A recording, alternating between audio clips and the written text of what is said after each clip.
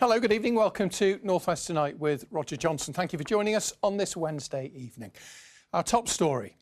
A senior police officer tells the Southport Inquiry it was hard to understand how one person could inflict so many injuries. Evidence was also given today about the response from the first paramedics on the scene. Also tonight, 200 years after railways were born, we reveal which of our stations has the most cancelled trains. Cleaning up the countryside, how fly tipping alongside major roads is impacting thousands of animals every year. The entire icefall is moving at the rate of 2 feet a day. 50 years after the first British expedition conquered Mount Everest, we hear about Mick Burke, the Wigan mountaineer who never came home. He probably got blown off or flipped off the ridge and went down probably the east face of Everest, I think, because no one has ever found him since. And the promise of a little bit more sunshine in the forecast tomorrow. I'll be back at the end of the programme with a look ahead to the rest of the week and into the weekend too.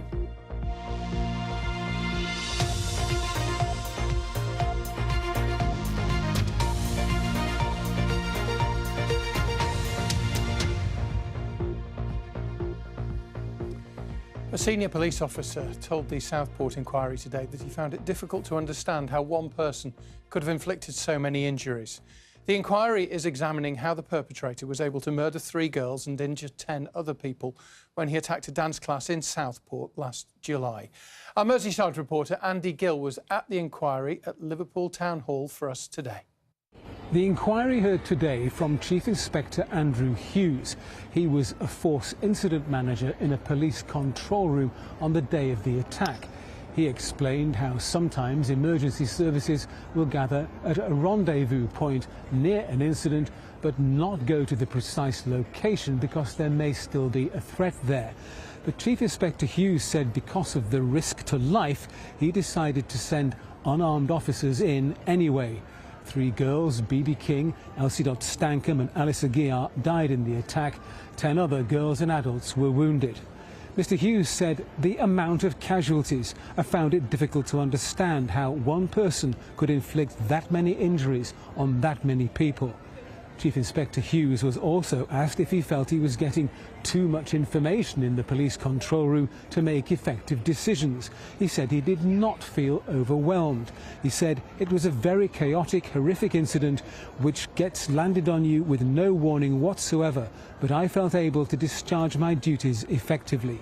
Later, the inquiry heard from the Operations Director of the North West Ambulance Service, Dan Ainsworth. He also described how paramedics are sometimes told to stand off from the precise location of an incident until they're told it's safe. But Mr. Ainsworth said a senior paramedic, Paul Smith, decided to drive to the heart space anyway, shortly followed by another ambulance. Mr. Ainsworth said Mr. Smith made a decision based on what he observed at the scene, but I think his decision to go forward was commendable and brave. The inquiry, which continues tomorrow, also heard that the ambulance service are investigating why one of the first ambulances at the scene travelled there without blue lights and without its siren on.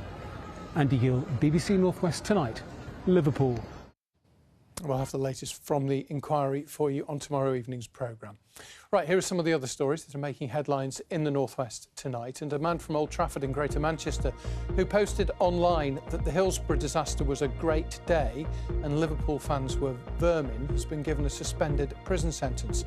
The judge told Paul O'Neill, a 50-year-old company director, that he knew his comments would cause distress. A 24-year-old woman's been questioned on suspicion of causing death by dangerous driving after a pedestrian in her 70s died after being struck by a car in Briarfield near Burnley. She died in hospital the following day. 6 people who took part in the animal rights protest, which delayed the Grand National start 2 years ago, have been found not guilty of causing a public nuisance. They argued the risk to the horses' safety justified the disruption. They were the first of 29 protesters facing trial over the next few months. And a motorbike stunt rider who was injured during a show at Blackpool Tower Circus is awake and recovering in hospital. The rest of last night's performance was stopped after a crash during a segment called the Globe of Speed. Blackpool Council is investigating. The parents of a boy from Lancashire who died after a gravestone fell on him want the law to be changed so that headstones are all laid flat.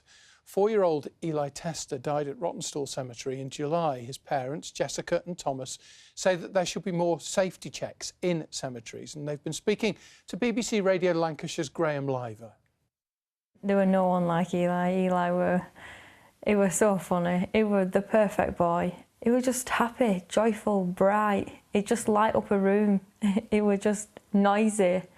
So now it kind of feels like the world's gone silent.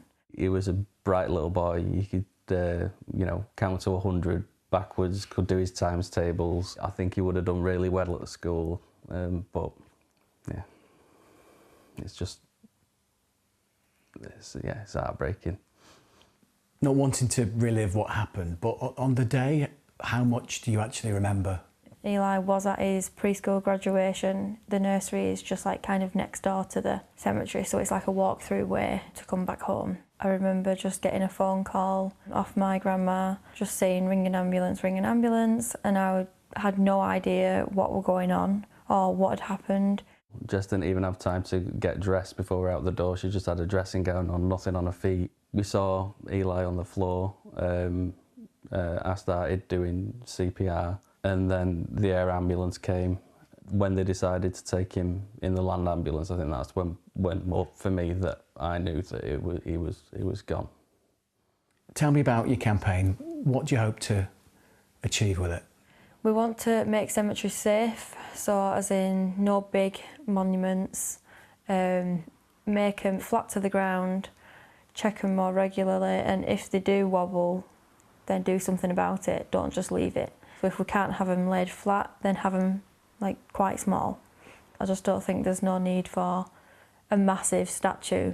And you've been up to Scotland, haven't you, and met a family who more or less have been through exactly what you're living through right now. Their situation was near identical to ours. Like, listening to their story, it's like beat for beat the same. The law changed so that they had to have more robust safety checks on headstones, and they had to be of a certain size. Cemeteries aren't as safe as you think they are, and if they're not getting checked adequately or have robust enough checks, then they're just going to become more dangerous over time. We'd hate to be in the position of that family in Scotland where we've come knocking at their door, and we'd hate for someone to come knocking at our door and we'd done nothing to change it. It was Thomas and Jessica Tester talking to Graham Liver from BBC Radio Lancashire about their son Eli. Rossendale Borough Council's been in touch with us. They've told us this evening that they send their deepest sympathies to Eli's family and remain fully committed to a legal requirement for councils to regularly inspect memorials and headstones.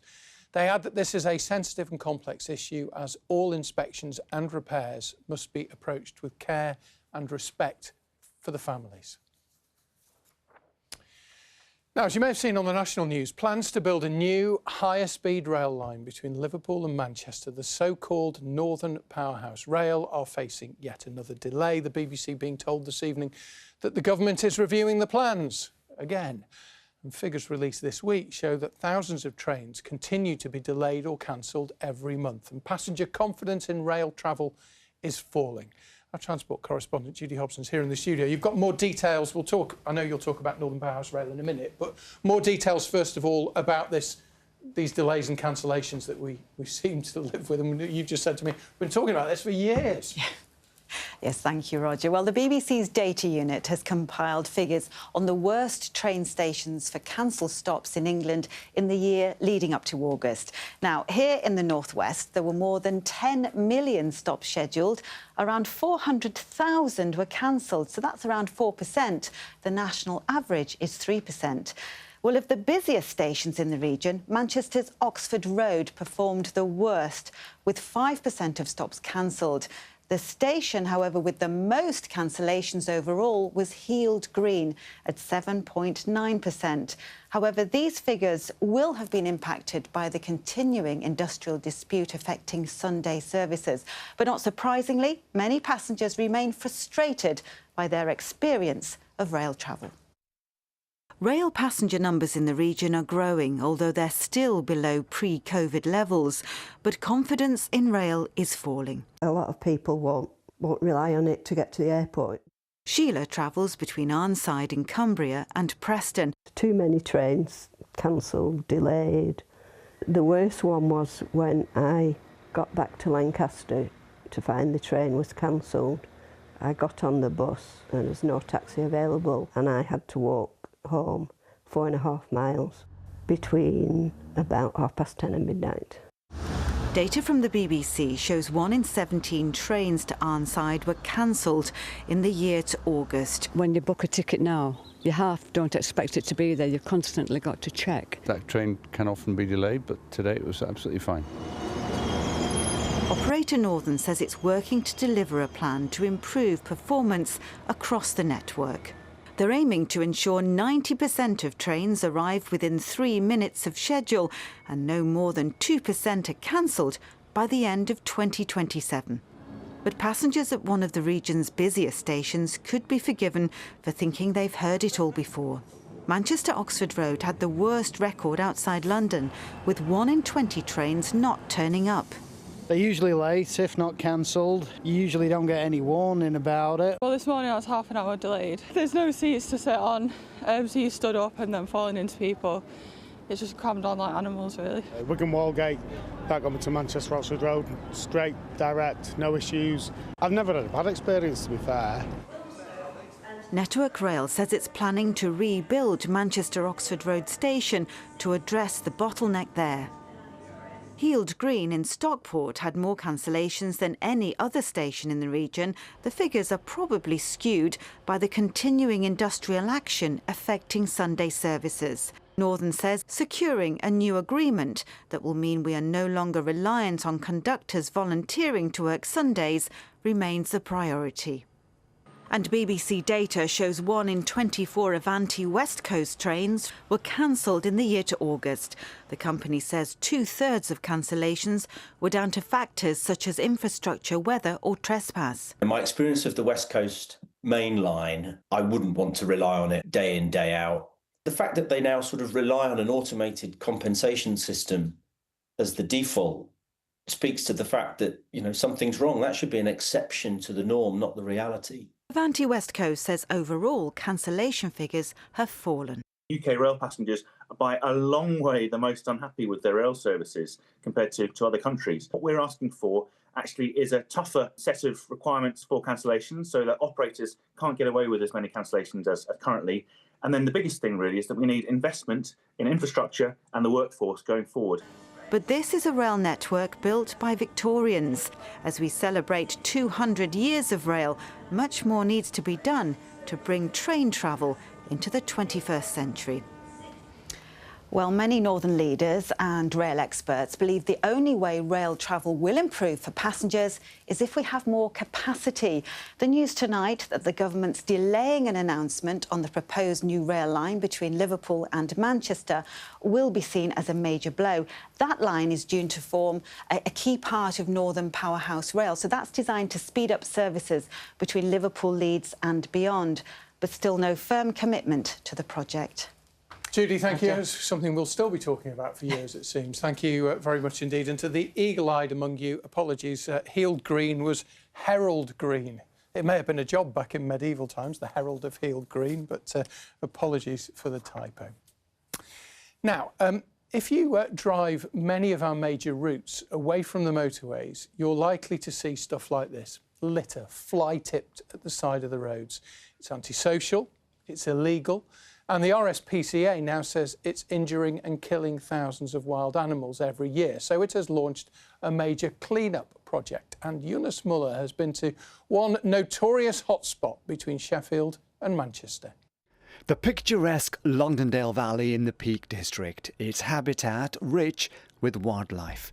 Cutting through is the Woodhead Pass, a target for fly tipping and litter. Here is just one example near a lay-by. Litter pickers have been called in to help clear up the mess. It's absolutely disgusting. I mean, there's tips up and down the country that could, take it to the local tip. I mean, look, shoes, it's just a mess. There's bottles, urine. It's absolutely ridiculous. What you see is shocking. Waste dumped over the wall, including large household items, but also garden waste that can attract birds and animals. Whether it's rubbish just casually thrown out of car windows or much larger items, here all of this is a hazard to animals such as deer, foxes and hedgehogs. These images show a squirrel with a discarded vape, a hedgehog cut by rubbish and a fox stuck inside a bottle. Last year alone, the RSPCA had over 2,100 reports of animals impacted by litter, and these are the animals that we do see. The problem is obviously wildlife, if they are injured, they will retreat, so there will be many that will go unseen. The RSPCA estimates that up to 3 million animals die each year due to discarded waste.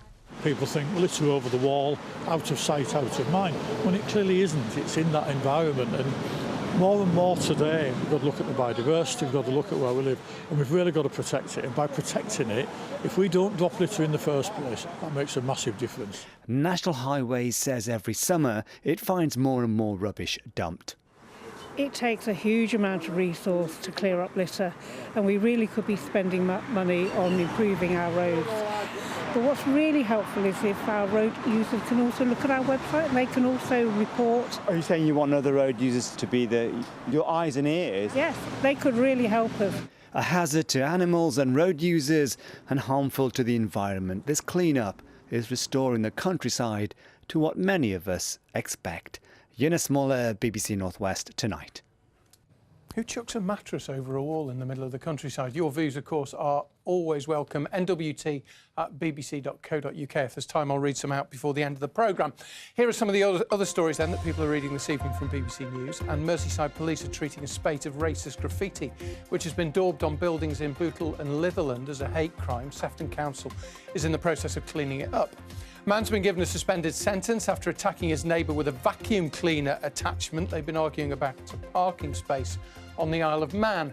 And opening hours at William Wordsworth's birthplace in the Lake District are being reduced. The National Trust, which owns it, wants to save money. You can find out more bbc.co.uk/local news, or of course, as always, on the BBC News app. Right, football, a big week in the League Cup, as we said last night, and James Trafford will start in goal for Manchester City tonight when they play at League One Huddersfield. Trafford left Burnley over the summer, of course, to make a dream return to City, but quickly lost his place to recent signing Gianluigi Donnarumma. And Pep Guardiola says that Trafford still has a big future at the club, but he's confirmed he's not the first-choice goalkeeper. He's a fantastic keeper, and with me, all the keepers, the second keepers, always play a lot of games.